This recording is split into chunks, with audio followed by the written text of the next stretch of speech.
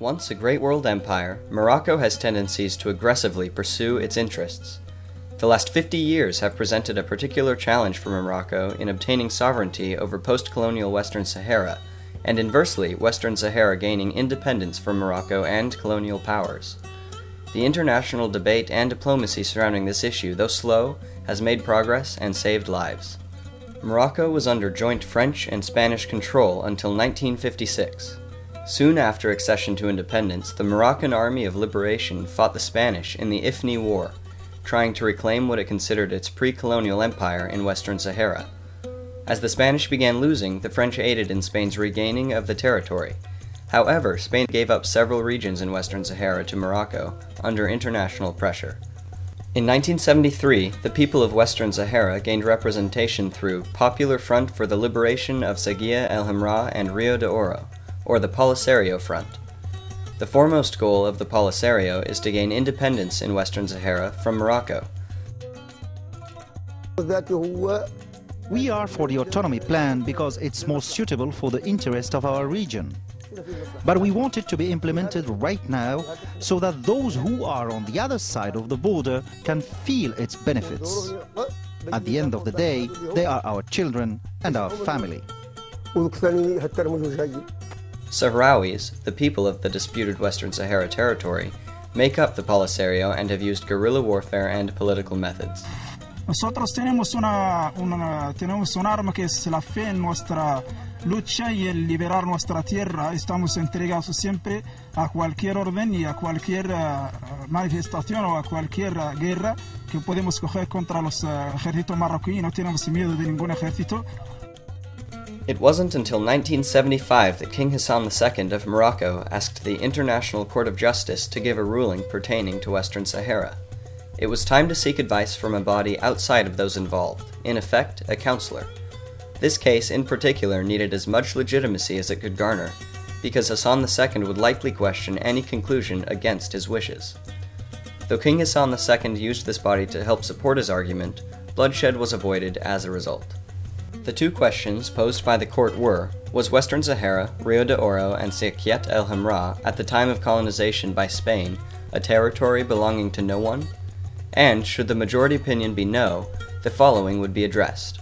What were the legal ties between this territory and the Kingdom of Morocco and the Mauritanian entity? As Morocco didn't want to forfeit the territory, the decision was to be a non-binding, advisory opinion. Spain backed the case and suspended its referendum to wait for the results.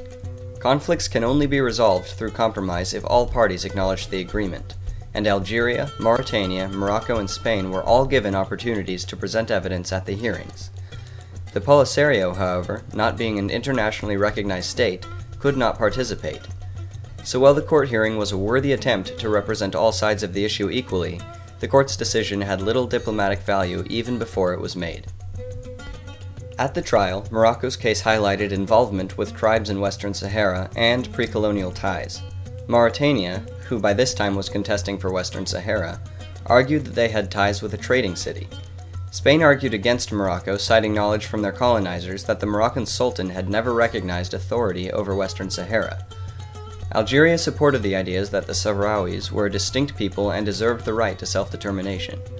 In essence, they presented what would have been the Polisario's argument. Shortly after the ruling made by the International Court of Justice, King Hassan II deliberately misconstrued the conclusion and announced a mass demonstration that would force Spain to hand over the territory. The Green March was this demonstration and involved over 300,000 civilians marching peacefully from the Moroccan side of the border, a city called Tarfaya, to the Spanish territory. The march was a success for Morocco, causing Spain to cancel its referendum and agree to a new set of talks. In this march, Morocco took a huge risk and made a grand statement. Marching 300,000 people into Spain's territory shouted to the world, "We will risk war for Western Sahara," and demonstrated the king's refusal to accept international agreements not in his favor. The second major international meeting, the Madrid Accords, followed shortly. The 1990 study of Mauritania conducted by the U.S. Library of Congress came to this conclusion. In November 1975, they concluded the Madrid Agreements with Spain, under which Morocco acquired the northern two-thirds of the territory while Mauritania acquired the southern third. The agreement also included the proviso that Spain would retain shares in the Bukra mining enterprise. Mauritania acquiesced to the agreements under the assumption, probably correct, that Morocco, with its superior military power, would otherwise have absorbed the entire territory. Morocco and Mauritania, however, would not receive the land without a fight from the Polisario Front. The Western Sahara War began in 1975 and is still going on today. The Mauritanian Third was taken under control by the Polisario in 1979, following Mauritania's retreat from the Polisario.